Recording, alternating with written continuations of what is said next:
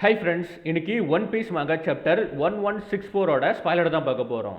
Chapter ஸ்டார்டிங்கில் sepak வந்து டீமனாக மாறிட்டு இருக்கான். அப்படி மாறிட்டு இருக்க போஸ்டில் டேவிட் டி ஜோன்ஸை பற்றி திங்க் பண்ணி பார்க்குறான்.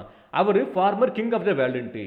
இது உண்மையான தெளிவாக தெரியல, பட் செபக் வந்து இப்படி தான் திங்க் பண்ணுறான். அதுலேயும் குறிப்பாக செபக் வந்து டோமி ரிவர்ஸோட பவரை ரெசிஸ்ட் பண்ண ட்ரை பண்ணிட்டு இருக்கான், டீமனாக மாறக்கூடாதுன்ட்டு.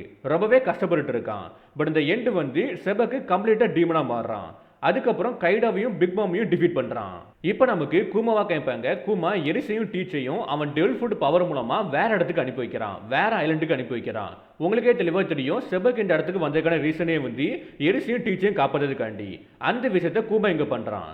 அப்போ ஈமுவுமே செபக்குக்கு ஆர்டர் கொடுக்குறா, இந்த ஐலாண்டில் இருக்கக்கூடிய எல்லாரையுமே நீ கில் பண்ணுன்ட்டு.